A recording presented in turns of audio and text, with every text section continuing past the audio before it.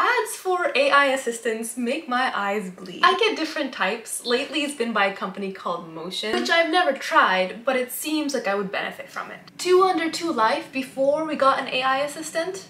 Before, a million things to do, missing work deadlines, no time to play with the kids, half-done chores, and stress. After, AI prioritized tasks for you automatically, no missed deadlines, happy, calm kids, housework done, and increase of 25% in productivity. The beauty of this ad is that it almost makes you forget that you will be the one doing all of these tasks. This should be an ad for a service that sends a nanny and a cleaner and a chef to your house for 3 hours so that you can unplug and take the kids out. Not a tool on your computer which algorithmically prioritizes without any concept of what tasks need to be done to support living human beings versus nice to have. It's completely dependent on big buckets of what you mark as a priority or not a priority, and it's not doing any meaningful calculation. Like, if it was really smart, then it would remind you once in a while that your work is not as important as being there for your kids in like really critical instances. Also, just seeing the phrase happy calm kids makes me think that this ad was created by someone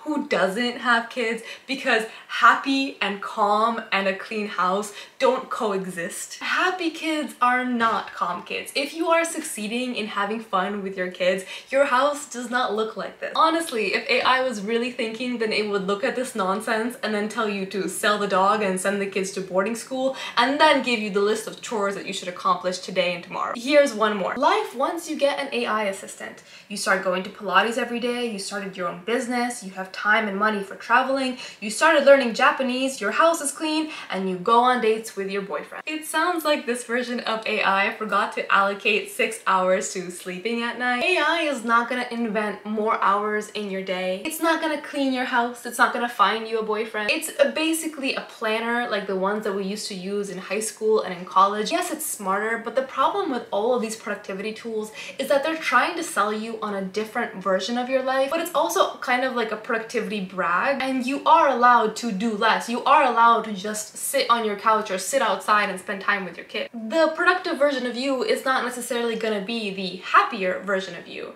And so like any tool, it's like the stuff that you put in, the quality of your inputs is gonna determine the quality of your outputs. Nonsense in, nonsense out. The things that have the best shot at making you happy haven't changed in like centuries. It's like being outside, spending time with loved ones, and investing time in your hobbies. To its credit, this tool seems like it would help people who are really good at sticking to schedules, and when you see that reminder pop up, you actually go and do the thing. I use Motion. It's like having an AI-powered personal assistant. When life throws curveballs or meetings get cancelled, it automatically reshuffles my day. So I'm still on track for all the deadlines, and I'm not stuck in decision paralysis. So I get to do my hobbies, work when I want, and handle the emergencies without stress. And secondly, it is true that if you're able to squeeze in 15-minute blocks throughout your day, if between the hours of 2 o'clock and 2:15 you get in a 15-minute intense workout, and you do that every single day, and then between the hours of 8 p.m. and 8:30 you find a way to tidy up your whole house,